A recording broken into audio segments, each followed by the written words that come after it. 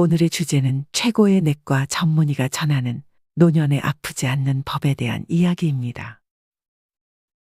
나이가 들어감에 따라 점점 몸에 문제가 많아집니다. 그것을 모두 하나하나 관리해 주기란 여간 힘든 것이 아닙니다. 하지만 그 중에서 장을 잘 관리해 준다면 대부분의 질환을 쉽게 이겨낼 수 있습니다. 평소 소화기관 쪽이 좋지 않으신 분들은 특히나 오늘의 이야기를 잘 들어주시길 바랍니다. 살아가다 보면 속이 편할 때도 있고 불편할 때도 있다. 이때 속이 편하다는 것은 장이 편하다는 것이며 이는 장 기능이 원활하게 잘 유지되고 있음을 뜻한다. 반대로 속이 불편하다는 것은 장이 불편하다는 것이며 이는 장 기능에 뭔가 문제가 생겼음을 뜻한다. 속이 불편한 대표적 증상은 더부룩함, 메스꺼움, 신물이 넘어옴, 복통 등이다.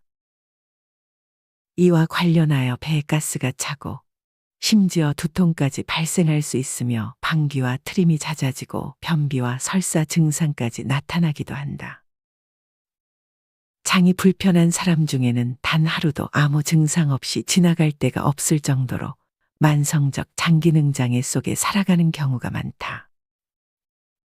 이때 대개 약을 지어 먹거나 민간 처방 등 임시적 조치로 끝날 때가 많은데 이는 근본 처방이 아니므로 그 순간이 지나면 다시 증상이 찾아오는 경우가 대부분이다. 속이 불편한 사람들은 대개 만성적으로 속 불편함을 달고 사는 악순환에 빠지게 되는데 신경성으로 이러한 증상이 반복되는 경우도 있지만 이를 계속 방치하다가 간혹 다른 질병으로 커질 수 있으므로 조심해야 한다.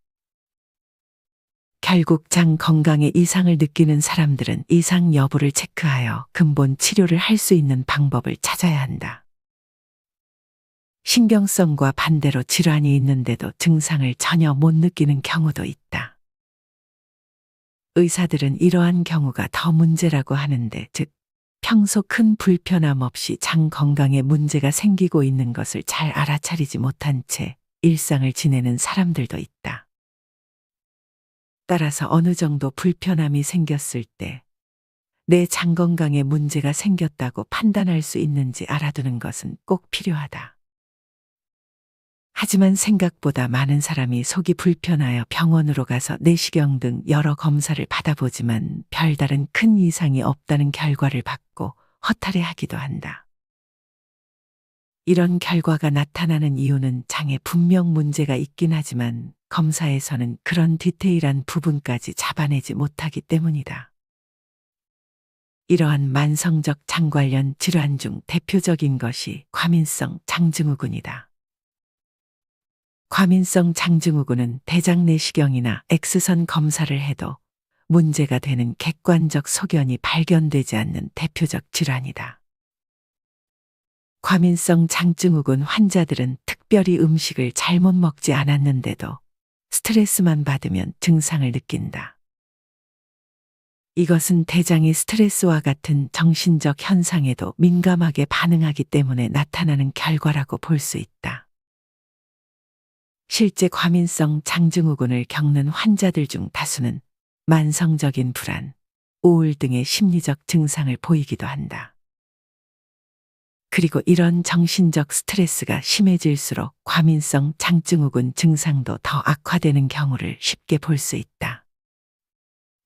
필자는 여러 연구 끝에 흥미롭게도 인간의 뇌신경, 자율신경계 및 내장신경계에 큰 영향을 미치는 세로토닌의 생성을 대장이 주도한다는 사실을 밝혀냈다. 세로토닌은 뇌의 시상하부 중추에서 신경 전달 물질로 기능하는 화학물질의 하나다. 세로토닌 호르몬이 생성되기 위해서는 음식물 속 트립토판이라는 원료가 필요한데 장 건강이 좋지 않으면 이 물질이 잘 흡수되지 못하므로 세로토닌의 생성이 적절하게 이루어지지 않을 수 있다.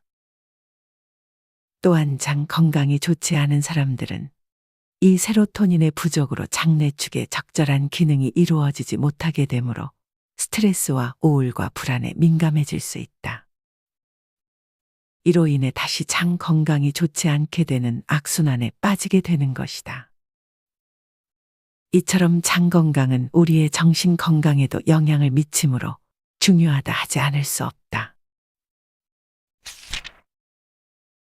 장 질환이 만병의 근원이라는 말이 있다. 실제 두통이나 어깨 결림 등 장과는 전혀 관계가 없을 것 같은 증상이 실제 장 질환과 같이 나타나는 경우가 종종 있다. 그렇다면 정말로 장 질환이 어떻게 해서 만병의 근원이 될 수 있는지 가장 작은 단위인 장의 독소부터 시작하여 추적해보는 시간을 가져보자. 우리 몸은 식도부터 직장에 이르기까지 장세포를 보호하기 위한 기전을 가지고 있는데, 장상피세포의 세포막 자체와 다른 하나는 세포와 세포 사이에 간극을 메꾸어 외부 물질의 침입을 막아주는 정교한 밀착연접 관련 단백질로는 페세띠, 오클루딘이 있다. 외부의 음식물로부터 유입되었든 장에서 장내 세균이 만든 독성이든 간에 장에 독소가 생길 경우 가장 먼저 예상할 수 있는 반응은 장벽의 손상이다. 즉 세포에 해로운 독소가 장벽 세포에 손상을 가하기 시작하면 처음에는 저항기전을 총동원하여 대응을 해보다가 독소가 저항인자보다 우세하면 장벽의 손상이 일어난다. 장 독소에 의한 장벽 세포의 손상이 지속될 때 발생할 수 있는 질병으로 장누수증후군이 있다. 건강하고 튼튼한 장은 장점막의 세포막과 밀착연접 관련 단백질이 힘을 합쳐 나쁜 물질이 들어오지 못하도록 잘 막아주는 상태를 유지한다. 하지만 장벽의 세포가 독소에 의해 손상을 입거나 밀착연접 관련 단백질 저지선에 문제가 생기게 되면 세포들 사이의 틈이 느슨해지면서 아직 충분히 분해되지 않은 단백질이나 탄수화물의 덩어리들이 점막세포 내로 들어오고, 이는 다시 점막이나 점막하층에 들어와 있는 모세혈관을 타고 혈액 속으로 흘러들어가는 상황이 벌어지게 된다. 이때 혈액 속 면역세포들은 이를 적으로 간주하여 이 덩어리들이 들어오지 못하도록 이 부위에 염증 반응을 일으키게 되는데, 이것이 세포와 세포 사이의 틈을 더욱 벌어지게 만든다. 이로 인해 각종 독소와 염증 물질들까지 혈액 속으로 들어오는 일이 일어나게 된다. 이렇게 혈액 속으로 침투한 독소와 염증 물질들은 혈류를 타고 흐르면서 다른 장기에도 문제를 일으키게 된다. 만약 이 독소와 염증 물질이 혈류를 타고 흐르다가 피부에 나쁜 영향을 끼치면 아토피가 생길 수 있다. 실제 아토피가 있는 아이의 장벽을 살펴봤더니 건강한 아이에 비해 훨씬 많은 알레르기 항원이 들어온 것을 관찰한 연구 결과도 있다. 이뿐만 아니라 장에서 출발한 독소와 염증 물질이 호흡기를 침범하면 천식, 비염, 호흡곤란 등의 증상을 일으킬 수 있다. 또한 독소와 염증 물질이 혈관의 죽상경화를 유발하여 협심증과 심근경색, 뇌졸중, 말초혈관 질환 등 다양한 심혈관계 합병증을 유발할 수 있고, 심비대와 심근섬유화를 유발하여 심부전 위험을 증가시킬 수 있음이 밝혀지고 있다. 장 질환이 만병의 근원이라는 말이 나온 이유가 점점 그 근거를 찾고 있는 것으로 보인다. 그렇다면 이러한 장 건강을 어떻게 회복해야 할까? 여러 가지 방법이 있겠지만 그중 프로바이오틱스에 주목할 필요가 있다. 왜냐하면 장누수증후군이 유익균과 관계되어 있기 때문이다. 소장 벽의 모양은 아주 많은 육모로 이루어져 있다. 육모란 아주 작고 가는 돌기 모양의 조직으로 소장 벽이 육모로 이루어진 까닭은 영양소를 흡수할 수 있는 표면적을 늘리기 위해서다. 그런데 이 수많은 육모와 육모 사이에 유익균들이 살고 있는 것으로 밝혀졌다. 연구에 의하면 이러한 유익균들은 장벽세포를 보호할 뿐 아니라 장벽이 흡수하는 영양소 중 너무 크거나 충분히 분해되지 않은 입자가 흡수되지 않도록 돕는 역할까지 하는 것으로 알려졌다. 만약 이 연구가 사실이라면 장노수 증후군은 독소 내지 사이토카인 증가로 인한 유익균의 감소가 한 원인이라고도 볼 수 있다. 따라서 이런 환자들에게 프로바이오틱스를 처방하여 다시 유익균의 환경 상황을 정상으로 돌릴 수 있다면 장노수 증후군의 개선에 큰 도움을 줄 수 있을 것이 분명하다. 이렇게 하여 장내 환경이 개선되고 장 건강이 회복되면서 뜻하지 않게 알레르기 질환이 좋아지는 경우가 종종 관찰되고 있어 장노수 현상과 알레르기 질환의 관련성을 뒷받침하고 있다. 최근에는 장 면적에 못지않게 넓은 면적을 차지하는 피부에 상재하는 세균에 대한 관심이 많아지고 있고 피부 질환에 따라 그 세균 분포가 달라짐이 보고되고 있다. 따라서 장 장벽과 피부 장벽에 유기적인 관련성이 있다고 전제할 때 좋은 프로바이오틱스 복용은 장노수 현상을 호전시키고 이에 의해 아토피가 좋아질 수 있는 근거가 된다. 또한 반대로 피부에 좋은 프로바이오틱스 복용으로 면역 기전에 변화가 생기면 이는 다시 아토피 호전과 함께 장노수 증후군의 개선에 도움이 될 것이다. 현대인의 생활 습관을 들여다보면 장 건강에 나쁜 영향을 주는 습관들로 가득 차 있는 듯하다. 아침에 일어나자마자 모닝커피를 즐기는 사람들이 많은데 빈속의 커피는 위에 좋지 않을 수도 있으므로 조심해야 한다. 기상 직후는 하루 중에 코르티솔 호르몬의 분비가 가장 활발히 이루어진다. 스트레스를 조절하고 신진대사에 관여하는 호르몬으로 기상 직후는 잠자던 뇌를 깨워야 하는 시간이므로 코르티솔 호르몬의 분비가 활발히 이루어지는 것이다. 이때 각성작용을 일으키는 카페인이 들어오면 코르티솔 호르몬의 작용을 더 강화시킬 수 있다. 이로 인해 공복 상태에서의 위산 분비를 촉진시킬 수 있고 정신작용에도 영향을 미쳐 가슴 두근거리는 증상 등이 생길 수도 있다. 빈속에 위산이 분비되면 속이 쓰린 증상이 생길 수도 있고 심하면 위 점막을 자극하여 위염을 일으킬 수도 있다. 따라서 기상 직후 빈속에 커피 마시는 습관은 되도록 삼가야 한다. 화장실에 가서도 계속 핸드폰을 사용하는 경우가 많은데 이 또한 장 건강에 나쁜 영향을 끼칠 수 있으므로 조심해야 한다. 대개 볼일을 보면서 핸드폰을 하다 보면 핸드폰에 빠져 오랫동안 앉아 있게 되는데 이 때문에 장 건강에 악영향을 끼칠 수 있다. 직장에 변이 충분히 쌓이면 직장에 수축 작용이 일어나기 시작한다. 변을 밀어내는 직장의 연동 운동으로 인해 이 신호로 변이를 느끼게 되고 직장의 변은 항문으로 내려오고 항문이 열리면서 배설하는 작용이 이루어지게 된다.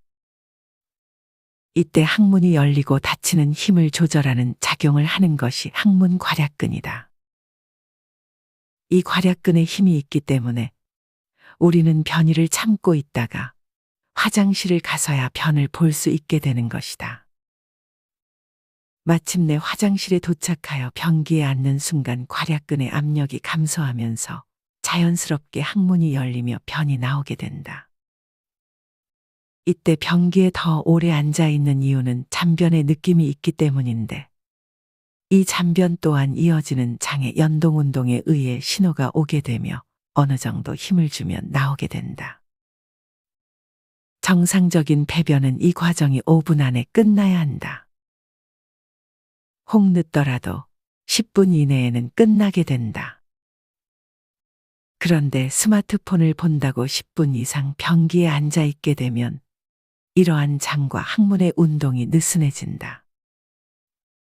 이 때문에 나오려던 변도 배설작용을 멈추게 되므로 변비의 원인이 될 수 있다.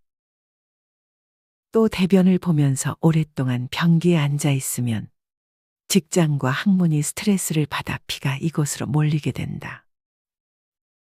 이것이 직장과 항문의 혈관에 손상을 일으켜 치질의 원인이 될 수 있다.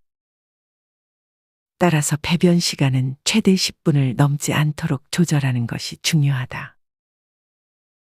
한편 바쁜 일상 때문에 배변의 신호가 왔는데도 참고 그냥 지나가는 사람이 많은데 이 또한 변비의 원인이 될 수 있으므로 조심해야 한다. 장에 문제가 없을 때는 얼마 후 다시 변이가 찾아와 배변 활동을 하게 되지만 이것이 반복되다 보면 대장 내의 센서 작동에 문제를 일으킬 수 있다. 이 상태가 되면 장 속에 변이 찾는데도 변이가 느껴지지 않으면서 변비로 이어지는 경우가 많다. 따라서 배변의 신호가 오면 즉시 배변을 하는 습관을 기르는 것이 중요하다. 복잡하고 바쁜 시간을 살아가는 현대인에게 스트레스는 피할 수 없는 운명과도 같다. 그런데 과도한 스트레스는 만병의 근원이 되기에 조심하지 않을 수 없다. 스트레스에 대한 의학적 정의는 평형 상태에 대한 위협 또는 불협화음이다. 우리 몸은 평형 상태에 대한 위협을 받게 될 때 스스로 생리적이고 행동적인 일련의 반응을 통해 원래의 평형 상태를 회복하기 위해 노력하게 된다. 이 때문에 웬만한 스트레스는 이기고 잘 살아갈 수 있는 것이다.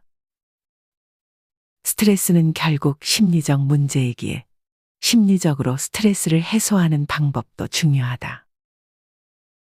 똑같은 상황이 벌어져도 어떤 사람은 극도로 스트레스를 받는가 하면 어떤 사람은 하나도 스트레스를 받지 않는다. 이러한 결과가 나타나는 이유는 결국 어떤 상황을 받아들이는 내 마음의 태도에 따른 것이라 할 수 있다. 예를 들어 직장 상사가 내 잘못을 지적하여 스트레스를 받는다고 해보자. 만약 이 상황에 대해 배운다는 태도로 임하면 크게 스트레스를 받을 일이 없다.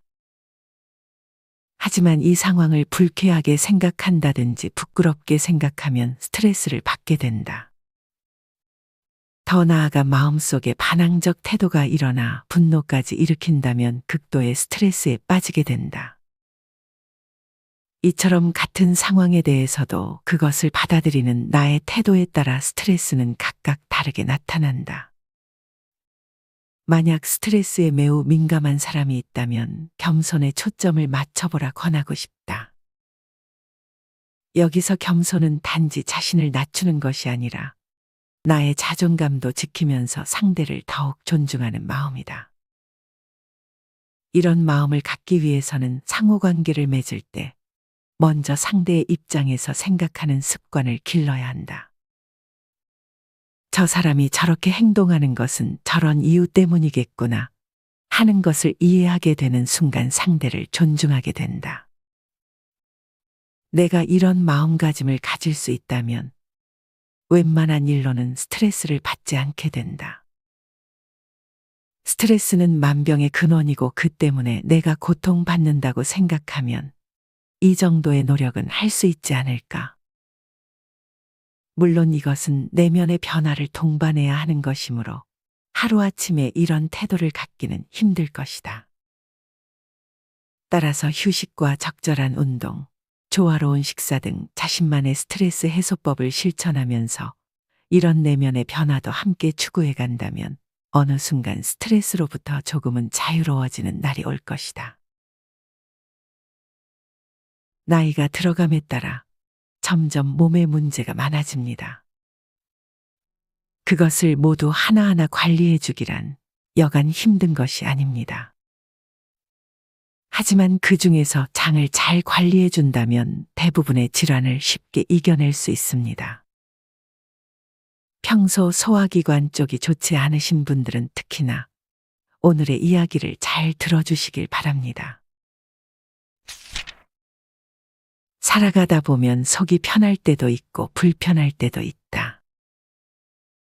이때 속이 편하다는 것은 장이 편하다는 것이며 이는 장 기능이 원활하게 잘 유지되고 있음을 뜻한다. 반대로 속이 불편하다는 것은 장이 불편하다는 것이며 이는 장 기능에 뭔가 문제가 생겼음을 뜻한다. 속이 불편한 대표적 증상은 더부룩함, 메스꺼움, 신물이 넘어옴, 복통 등이다. 이와 관련하여 배에 가스가 차고 심지어 두통까지 발생할 수 있으며 방귀와 트림이 잦아지고 변비와 설사 증상까지 나타나기도 한다. 장이 불편한 사람 중에는 단 하루도 아무 증상 없이 지나갈 때가 없을 정도로 만성적 장기능장애 속에 살아가는 경우가 많다. 이때 대개 약을 지어 먹거나 민간 처방 등 임시적 조치로 끝날 때가 많은데 이는 근본 처방이 아니므로 그 순간이 지나면 다시 증상이 찾아오는 경우가 대부분이다. 속이 불편한 사람들은 대개 만성적으로 속 불편함을 달고 사는 악순환에 빠지게 되는데 신경성으로 이러한 증상이 반복되는 경우도 있지만 이를 계속 방치하다가 간혹 다른 질병으로 커질 수 있으므로 조심해야 한다. 결국 장 건강에 이상을 느끼는 사람들은 이상 여부를 체크하여 근본 치료를 할 수 있는 방법을 찾아야 한다. 신경성과 반대로 질환이 있는데도 증상을 전혀 못 느끼는 경우도 있다. 의사들은 이러한 경우가 더 문제라고 하는데, 즉 평소 큰 불편함 없이 장 건강에 문제가 생기고 있는 것을 잘 알아차리지 못한 채 일상을 지내는 사람들도 있다. 따라서 어느 정도 불편함이 생겼을 때 내 장 건강에 문제가 생겼다고 판단할 수 있는지 알아두는 것은 꼭 필요하다. 하지만 생각보다 많은 사람이 속이 불편하여 병원으로 가서 내시경 등 여러 검사를 받아보지만 별다른 큰 이상이 없다는 결과를 받고 허탈해하기도 한다. 이런 결과가 나타나는 이유는 장에 분명 문제가 있긴 하지만 검사에서는 그런 디테일한 부분까지 잡아내지 못하기 때문이다. 이러한 만성적 장 관련 질환 중 대표적인 것이 과민성 장증후군이다. 과민성 장증후군은 대장 내시경이나 X선 검사를 해도 문제가 되는 객관적 소견이 발견되지 않는 대표적 질환이다. 과민성 장증후군 환자들은 특별히 음식을 잘못 먹지 않았는데도 스트레스만 받으면 증상을 느낀다. 이것은 대장이 스트레스와 같은 정신적 현상에도 민감하게 반응하기 때문에 나타나는 결과라고 볼 수 있다. 실제 과민성 장증후군을 겪는 환자들 중 다수는 만성적인 불안, 우울 등의 심리적 증상을 보이기도 한다. 그리고 이런 정신적 스트레스가 심해질수록 과민성 장증후군 증상도 더 악화되는 경우를 쉽게 볼 수 있다. 필자는 여러 연구 끝에 흥미롭게도 인간의 뇌신경, 자율신경계 및 내장신경계에 큰 영향을 미치는 세로토닌의 생성을 대장이 주도한다는 사실을 밝혀냈다. 세로토닌은 뇌의 시상하부 중추에서 신경 전달 물질로 기능하는 화학물질의 하나다. 세로토닌 호르몬이 생성되기 위해서는 음식물 속 트립토판이라는 원료가 필요한데 장 건강이 좋지 않으면 이 물질이 잘 흡수되지 못하므로 세로토닌의 생성이 적절하게 이루어지지 않을 수 있다. 또한 장 건강이 좋지 않은 사람들은 이 세로토닌의 부족으로 장내축의 적절한 기능이 이루어지지 못하게 되므로 스트레스와 우울과 불안에 민감해질 수 있다. 이로 인해 다시 장 건강이 좋지 않게 되는 악순환에 빠지게 되는 것이다. 이처럼 장 건강은 우리의 정신 건강에도 영향을 미치므로 중요하다 하지 않을 수 없다. 장 질환이 만병의 근원이라는 말이 있다. 실제 두통이나 어깨 결림 등 장과는 전혀 관계가 없을 것 같은 증상이 실제 장 질환과 같이 나타나는 경우가 종종 있다. 그렇다면 정말로 장 질환이 어떻게 해서 만병의 근원이 될 수 있는지 가장 작은 단위인 장의 독소부터 시작하여 추적해보는 시간을 가져보자. 우리 몸은 10도부터 직장에 이르기까지 장세포를 보호하기 위한 기전을 가지고 있는데 장상피세포의 세포막 자체와 다른 하나는 세포와 세포 사이에 간극을 메꾸어 외부 물질의 침입을 막아주는 정교한 밀착 연접 관련 단백질로는 페세띠, 오클루딘이 있다. 외부의 음식물로부터 유입되었든 장에서 장내 세균이 만든 독성이든 간에 장에 독소가 생길 경우 가장 먼저 예상할 수 있는 반응은 장벽의 손상이다.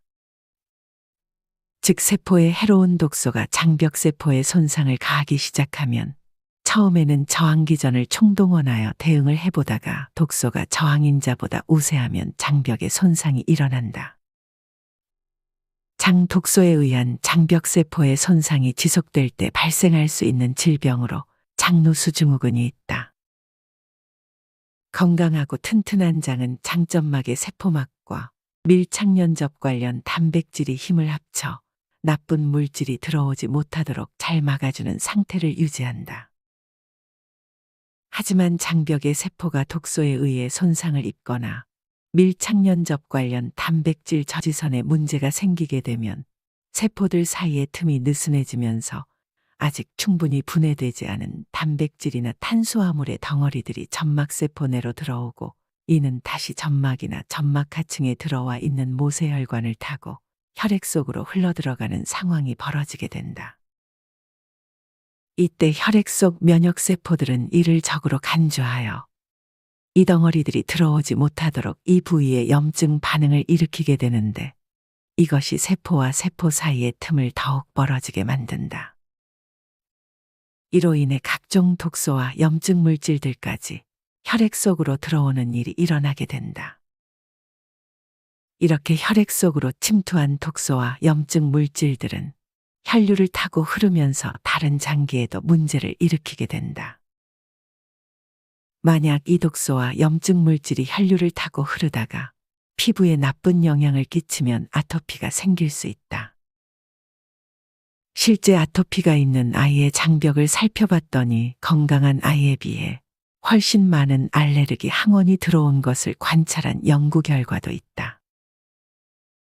이뿐만 아니라 장에서 출발한 독소와 염증 물질이 호흡기를 침범하면 천식, 비염, 호흡곤란 등의 증상을 일으킬 수 있다. 또한 독소와 염증 물질이 혈관의 죽상경화를 유발하여 협심증과 심근경색, 뇌졸중, 말초혈관 질환 등 다양한 심혈관계 합병증을 유발할 수 있고 심비대와 심근섬유화를 유발하여 심부전 위험을 증가시킬 수 있음이 밝혀지고 있다. 장질환이 만병의 근원이라는 말이 나온 이유가 점점 그 근거를 찾고 있는 것으로 보인다.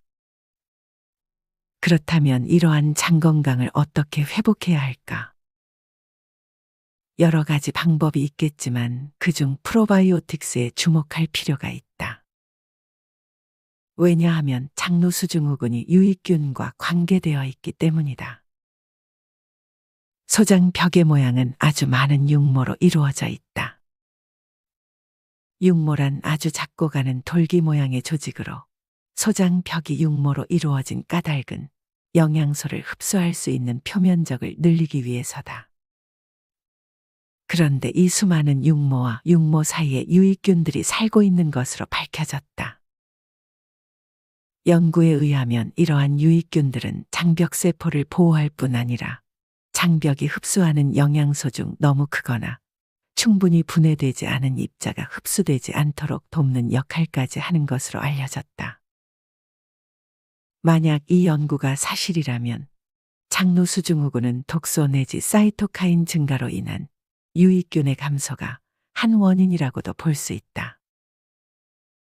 따라서 이런 환자들에게 프로바이오틱스를 처방하여 다시 유익균의 환경 상황을 정상으로 돌릴 수 있다면 장누수 증후군의 개선에 큰 도움을 줄 수 있을 것이 분명하다. 이렇게 하여 장내 환경이 개선되고 장 건강이 회복되면서 뜻하지 않게 알레르기 질환이 좋아지는 경우가 종종 관찰되고 있어 장누수 현상과 알레르기 질환의 관련성을 뒷받침하고 있다. 최근에는 장 면적에 못지않게 넓은 면적을 차지하는 피부에 상재하는 세균에 대한 관심이 많아지고 있고 피부 질환에 따라 그 세균 분포가 달라짐이 보고되고 있다. 따라서 장 장벽과 피부 장벽에 유기적인 관련성이 있다고 전제할 때 좋은 프로바이오틱스 복용은 장노수 현상을 호전시키고 이에 의해 아토피가 좋아질 수 있는 근거가 된다. 또한 반대로 피부에 좋은 프로바이오틱스 복용으로 면역 기전에 변화가 생기면 이는 다시 아토피 호전과 함께 장노수 증후군의 개선에 도움이 될 것이다. 현대인의 생활 습관을 들여다보면 장 건강에 나쁜 영향을 주는 습관들로 가득 차 있는 듯하다. 아침에 일어나자마자 모닝커피를 즐기는 사람들이 많은데 빈속의 커피는 위에 좋지 않을 수도 있으므로 조심해야 한다. 기상 직후는 하루 중에 코르티솔 호르몬의 분비가 가장 활발히 이루어진다. 스트레스를 조절하고 신진대사에 관여하는 호르몬으로 기상 직후는 잠자던 뇌를 깨워야 하는 시간이므로 코르티솔 호르몬의 분비가 활발히 이루어지는 것이다. 이때 각성작용을 일으키는 카페인이 들어오면 코르티솔 호르몬의 작용을 더 강화시킬 수 있다. 이로 인해 공복 상태에서의 위산 분비를 촉진시킬 수 있고 정신작용에도 영향을 미쳐 가슴 두근거리는 증상 등이 생길 수도 있다. 빈속에 위산이 분비되면 속이 쓰린 증상이 생길 수도 있고 심하면 위 점막을 자극하여 위염을 일으킬 수도 있다. 따라서 기상 직후 빈속에 커피 마시는 습관은 되도록 삼가야 한다. 화장실에 가서도 계속 핸드폰을 사용하는 경우가 많은데 이 또한 장 건강에 나쁜 영향을 끼칠 수 있으므로 조심해야 한다. 대개 볼 일을 보면서 핸드폰을 하다 보면 핸드폰에 빠져 오랫동안 앉아 있게 되는데 이 때문에 장 건강에 악영향을 끼칠 수 있다. 직장의 변이 충분히 쌓이면 직장의 수축 작용이 일어나기 시작한다. 변을 밀어내는 직장의 연동운동으로 인해 이 신호로 변이를 느끼게 되고 직장의 변은 항문으로 내려오고 항문이 열리면서 배설하는 작용이 이루어지게 된다. 이때 항문이 열리고 닫히는 힘을 조절하는 작용을 하는 것이 항문 괄약근이다. 이 괄약근에 힘이 있기 때문에 우리는 변이를 참고 있다가 화장실을 가서야 변을 볼 수 있게 되는 것이다. 마침내 화장실에 도착하여 변기에 앉는 순간 괄약근의 압력이 감소하면서 자연스럽게 항문이 열리며 변이 나오게 된다. 이때 변기에 더 오래 앉아 있는 이유는 잔변의 느낌이 있기 때문인데 이 잔변 또한 이어지는 장의 연동운동에 의해 신호가 오게 되며 어느 정도 힘을 주면 나오게 된다. 정상적인 배변은 이 과정이 5분 안에 끝나야 한다. 혹 늦더라도 10분 이내에는 끝나게 된다. 그런데 스마트폰을 본다고 10분 이상 변기에 앉아 있게 되면 이러한 장과 항문의 운동이 느슨해진다. 이 때문에 나오려던 변도 배설작용을 멈추게 되므로 변비의 원인이 될 수 있다. 또 대변을 보면서 오랫동안 변기에 앉아 있으면 직장과 항문이 스트레스를 받아 피가 이곳으로 몰리게 된다. 이것이 직장과 항문의 혈관의 손상을 일으켜 치질의 원인이 될 수 있다. 따라서 배변 시간은 최대 10분을 넘지 않도록 조절하는 것이 중요하다.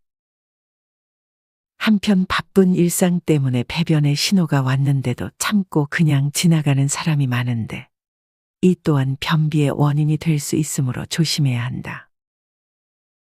장에 문제가 없을 때는 얼마 후 다시 변이가 찾아와 배변 활동을 하게 되지만 이것이 반복되다 보면 대장 내의 센서 작동에 문제를 일으킬 수 있다. 이 상태가 되면 장 속에 변이 찾는데도 변이가 느껴지지 않으면서 변비로 이어지는 경우가 많다. 따라서 배변에 신호가 오면 즉시 배변을 하는 습관을 기르는 것이 중요하다. 복잡하고 바쁜 시간을 살아가는 현대인에게 스트레스는 피할 수 없는 운명과도 같다. 그런데 과도한 스트레스는 만병의 근원이 되기에 조심하지 않을 수 없다. 스트레스에 대한 의학적 정의는 평형 상태에 대한 위협 또는 불협화음이다. 우리 몸은 평형 상태에 대한 위협을 받게 될 때 스스로 생리적이고 행동적인 일련의 반응을 통해 원래의 평형 상태를 회복하기 위해 노력하게 된다. 이 때문에 웬만한 스트레스는 이기고 잘 살아갈 수 있는 것이다. 스트레스는 결국 심리적 문제이기에 심리적으로 스트레스를 해소하는 방법도 중요하다. 똑같은 상황이 벌어져도 어떤 사람은 극도로 스트레스를 받는가 하면 어떤 사람은 하나도 스트레스를 받지 않는다.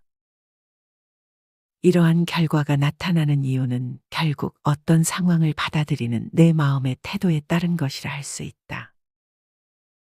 예를 들어 직장 상사가 내 잘못을 지적하여 스트레스를 받는다고 해보자. 만약 이 상황에 대해 배운다는 태도로 임하면 크게 스트레스를 받을 일이 없다. 하지만 이 상황을 불쾌하게 생각한다든지 부끄럽게 생각하면 스트레스를 받게 된다. 더 나아가 마음속에 반항적 태도가 일어나 분노까지 일으킨다면 극도의 스트레스에 빠지게 된다.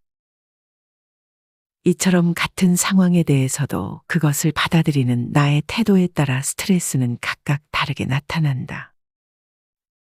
만약 스트레스에 매우 민감한 사람이 있다면 겸손에 초점을 맞춰보라 권하고 싶다.